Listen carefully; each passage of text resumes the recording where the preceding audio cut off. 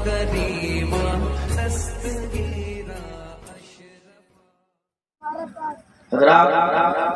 ابو الحسان جب آپ ابھی تشریف لائے تو قاری مقام الدین صاحب بیٹھے ہوئے تھے، ان کے چلنے کے انداز کو دیکھ کر اور مجھ سے فرمایا کہ کیا آپ نے حضور مجاہد دورہ کو دیکھا ہے؟ ہم نے کہا کہ نہیں دیکھا۔ انہوں نے کہا ابو حسان ان کے چلنے کا انداز سے مجاہد دورہ سے اور پھر انہوں نے کیا فرمایا کہ یہ ہم شبیہ حضور مجاہد دورہ ہیں۔ انہوں نے یہ فرمائی ہم شبیہ حضور مجاہد دورہ ہیں۔ حضرات گرامی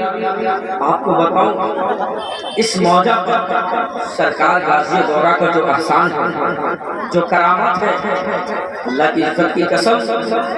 پورے موجہ کے لوگ اس احسان کو قیامت تک کے بھلا نہیں سکتے۔ حضرات حضور غازی دورہ نے آپ لوگوں کو وہ سرمایہ عطا فرمایا ہے، آپ لوگوں کو دین متین کا وہ قلعہ مضبوط بنا کے دیا ہے جو قیامت تک کے انشاءاللہ العزیز برقرار رہنے والی ہے۔ میرے ملت کے نوجوانوں، یہی وہ موقع ہے جس موقع میں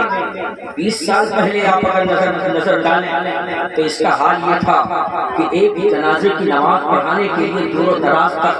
کوئی علماء نہیں ملتے تھے، کوئی حافظ نظر نہیں آتا تھا۔ میرے ملت کے نوجوانوں، یہاں کا ماحول یہ تھا، آپ لوگ واقف ہیں یہاں کے ماحول سے۔ میرے عزیز میلاد شریف پڑھنے کے لیے بھی دور و دراز سے مولوی صاحب کو بلایا جاتا تھا۔ میرے ملت کے نوجوانوں، اور اس محنت و مشقت کو حضور غازی دورہ نے اس انداز میں فرمایا۔ آپ کو بتاؤں ہمارے اسباب کے لوگ جو تھے، ہمارے باپ دادا اپنے بچوں کو پیدا کرتے تھے،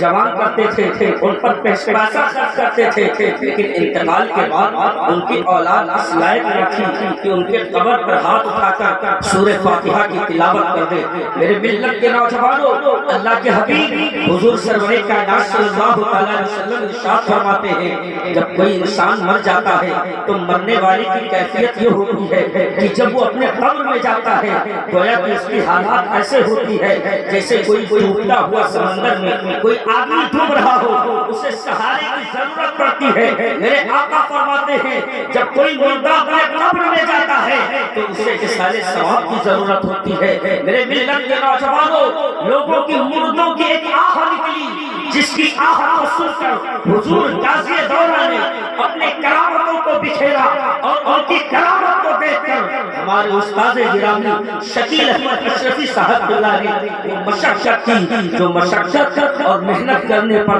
کئی آندھی اٹھے، کئی طوفان اٹھے۔ اگر آپ ملاحظہ کریں تو ایسے آپ ان سے پوچھ کر دیکھیں کہ شروعاتی معاملے میں بہت سے ایسے طوفان اٹھے، لوگ کہتے تھے اب مدرسہ بند ہو جائے گا، اب تالا لگے گا، اب یہاں سے کوئی پڑھائی نہیں ہوگی۔ لیکن سنو جب غازی دورہ تک یہ بات جاتی تھی وہ یہی کہتے تھے اے وطن کی ریت مجھے گیلیاں رگڑنے دے، امید ہے پانی یہی سے نکلے گا۔ محنت کر یوں ہوا کہ دیکھتے دیکھتے آج کے وقت میں اگر دیکھا جائے تو اسی قلعے سے ایک بہترین حافظ قرآن نکلتے ہیں جو منبر رسول پر محراب رسول میں جو ہے اپنے قرآن پاک کو تراویح کی شکل میں مکمل فرماتے ہیں، اور صرف بھور موجہ میں ہی نہیں بلکہ ہمارے مدرسہ کے حافظ قاری ممبئی تک تراویح سنانے جاتے ہیں، سورت تک تراویح سنانے جاتے ہیں۔ میرے ملت کے نوجوانوں، آؤ دیکھو سرکار غازی دورہ کی زندگی کیا زندگی تھی۔ سرکار غازی دورہ کے پاس اگر کسی کو بات کرنے کی سوجھ بوجھ نہ ہوتی تھی وہ بھی آ کر آپ سے اچھے انداز میں گفتگو کیا کرتا تھا۔ میرے ملت کے نوجوانوں، سرکار غازی دورہ کا اخلاق کیا تھا، ان کا رویہ کیا تھا، ان کا انداز کیا تھا، ذرا ملاحظہ تو فرماؤ۔ ایک بات اور بھی سنتے چلو، سرکار غازی دورہ اکثر اپنے تقریروں میں یوں فرمایا کرتے تھے، رجب المرجب کی جو ہے فضیلت بیان کیا کرتے تھے، اور واقعی میں میرے آقا فرماتے ہیں کہ رجب جنت کے ایک نہر کا نام ہے، حضرت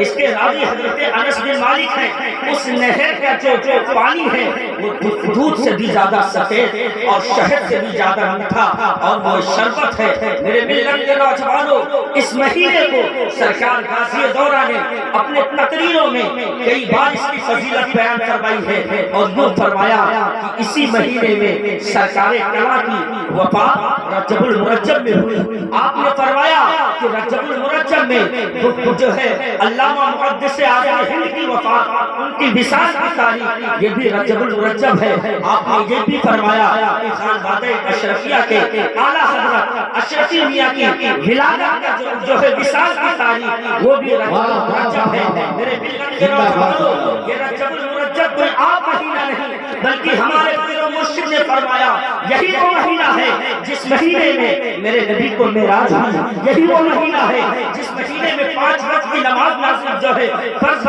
قرار دی گئی۔ میرے ملت کے نوجوانوں، اب آؤ ذرا سنو تو صحیح کہ میرے پیر و مرشد کو یہ مہینہ اتنا بھایا، اتنا بھایا، اتنا پسند آیا کہ اللہ تبارک و تعالیٰ نے ہمارے پیر کے لیے بھی اسی مہینے کو انتخاب فرمایا۔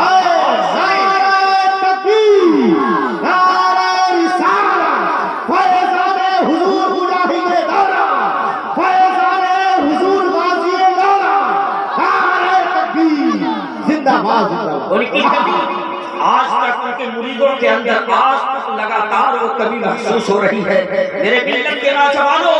ہمارے موجہ پر اگر کوئی مصیبت آتی تھی، کوئی پریشان ہوتا تھا، کوئی غریب ستایا جاتا تھا تو وہ دل میں تمنا رکھتا تھا آنے دو میرے پیر کو، آنے دو میرے پیر کو، ان کی شکایت کروں گا، پھر ان کو دیکھو کیسے سجا جاتی ہے۔ میرے ملت کے نوجوانوں، وہ سہارا، وہ امید، آج تک وہ امیدیں ہمیں رلاتی ہیں۔ میرے ملت کے نوجوانوں، حضور غازی دورہ کا وہ زندگی رہا، وہ اخلاق رہا کہ آپ کے اخلاق اور آپ کا رویہ سرکار محبوب پاک سے ملتا جلتا تھا۔ میرے ملت کے نوجوانوں، آپ نے اس رویے کو اپنایا جو رویہ، جو طور طریقہ سرکار جو ہے غوث اعظم نے جو مشن دیا، اس مشن پر عمل کر کے حضور غازی دورہ نے زندگی گزاری ہے۔ میرے ملت کے نوجوانوں، ذرا حضور غازی دورہ کی زندگی کو دیکھو اور سرکار غوث پاک کے واقعہ کو دیکھو۔ حضور غازی دورہ نے اپنے جو ہے پوری زندگی میں ایک ایک لمحہ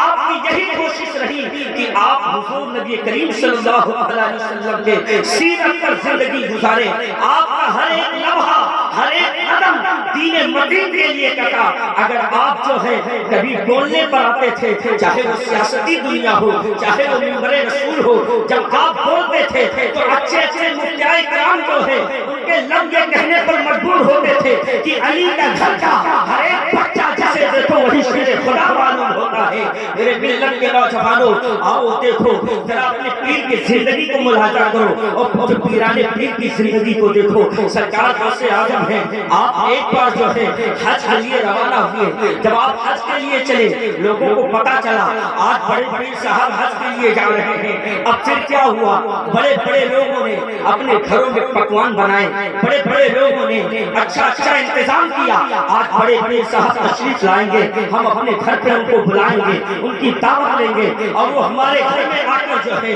ہمیں اپنے تمام فضائلوں سے مالا مال فرمائیں گے۔ میرے ملت کے نوجوانوں، ذرا غور کرنا، جب پیران پیر گئے نا، اسی میں اس گاؤں میں ایک غریب آدمی تھا جس کے یہاں اتنے پیسے نہیں تھے کہ وہ انتظام کر سکے، وہ کوئی انتظام نہ کر سکا تھا، اپنے گھر میں چپ چاپ بیٹھ کر سوچ رہا تھا آج اگر میرے پاس پیسہ ہوتا میں بھی بڑے بڑے صاحب کو اپنے گھر پہ بلاتا، بڑے بڑے صاحب کی دعوت لیتا۔ اللہ کی عزت کی قسم، آپ ذرا تاریخ اٹھا کر دیکھو، جب پیران پیر اس جگہ پر پہنچے تو سب سے پہلے اس غریب کے گھر پر گئے، اور جب اس غریب کے گھر پر گئے، غریب جو ہے بڑے بڑے صاحب کے آمد کو دیکھ کر اس کا دل باغ باغ ہوا۔ اب ذرا زندگی دیکھو حضور غازی دورہ کی کہ اس بھوکا موجہ میں ہر عید اور بقرہ عید کے ٹائم پر چاہے کوئی پردھان ہو وقت کا، چاہے کوئی امیر ہو، چاہے کوئی دولت مند ہو، چاہے کوئی کتنا بھی بڑا پیسہ والا ہو، ہمارے غازی دورہ جس طریقے سے امیروں کے گھر جایا کرتے تھے اسی انداز میں چھوپڑوں میں رہنے والے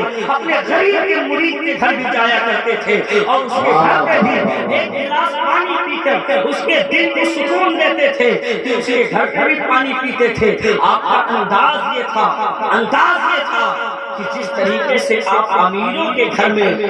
تناول فرماتے تھے اسی انداز سے آپ غریبوں کے یہاں بھی تناول فرماتے تھے، تاکہ کسی کو یہ بھی نہ محسوس ہو کہ ہمارے پیر صاحب پڑوسی کے گھر میں اچھا پکوان تھا تو وہاں پر زیادہ تناول فرمائے، ہمارے گھر میں کم۔ یہ انداز تھی ہمارے پیر و مرشد کی۔ اللہ کی عزت کی قسم اس دنیا میں اگر اس وقت میں ہمارے پیر کے جیسا آپ دور دور پر نظر ڈالو تو کہیں آپ کو وہ کردار، وہ اخلاق، وہ رویہ، وہ ذات نظر نہ آئے گی۔ یہ وہ ذات ہے جس کے بارے میں سرکار اعلیٰ حضرت امام محمد رضا خان سنیوں کے امام کے جان، علم کے چٹان، علامۃ الزمان بریلی کے سلسلے سے پکار اٹھے، صبح الطبع میں ہوئی، پڑتا ہے بارہ نور کا، صدقہ لینے نور کا، آیا